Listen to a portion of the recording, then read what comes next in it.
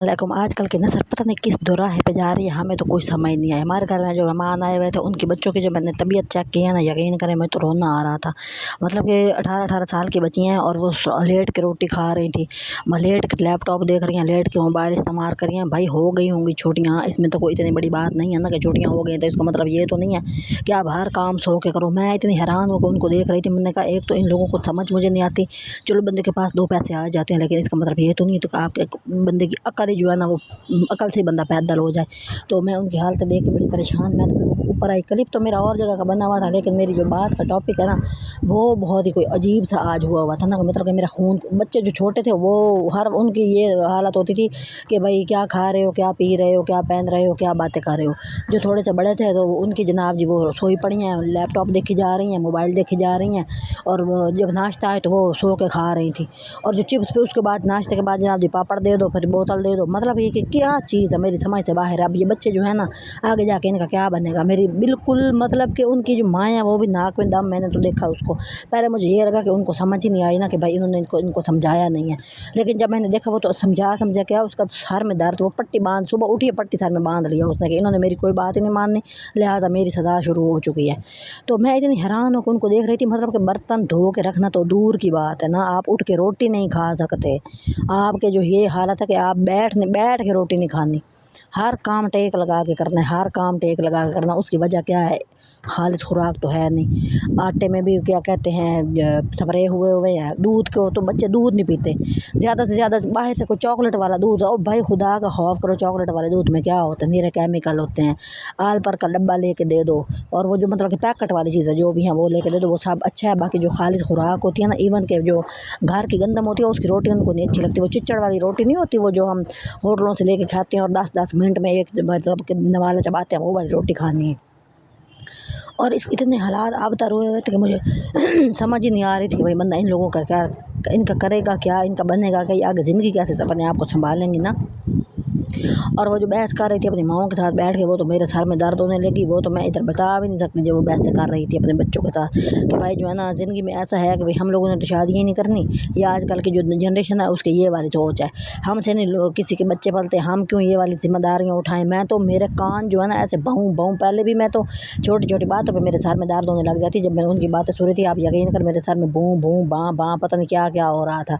और ये जो है ना मैं छत पे आई हुई थी और मैं उन्हीं के बारे में सोची जा रही थी, और साथ में छोटी सी वीडियो भी बना रहे थे। मतलब कि ये नेचुरल सा एक है ना व्यू, तो मुझे अच्छा लग रहा था ना, आसमान के ऊपर बादल आए हुए थे।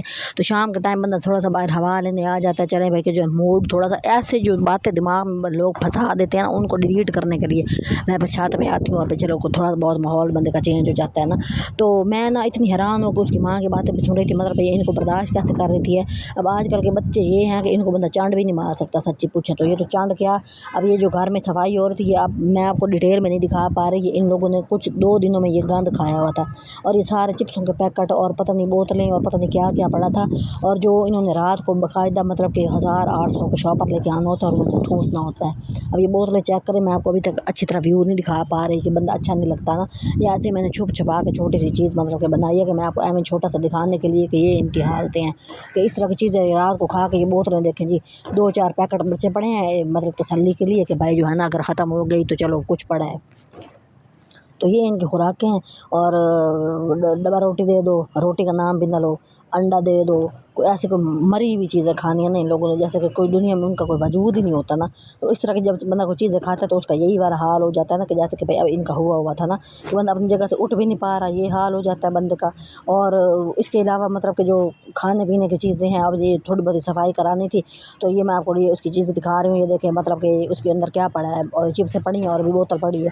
डेली की एक बंदा जो 1.5 लीटर बोतल पी जाए, सोचे उसकी हड्डियाँ कहाँ जाएंगी। ये तरह तरह की बीमारियाँ आई हुई। अब ये नाश्ते का टाइम था और मतलब कि 4 बजे नाश्ता हो रहा था कि मतलब मैं आपको बता नहीं सक रही थी कि मतलब दुनिया में कितने कितने तजर्बे बंदे को करने पड़ जाते हैं। कोई घर में आ गया और उसका तजर्बा मेरे सर पड़ा हुआ था कि अब इनको इस टाइम नाश्ता दे दो।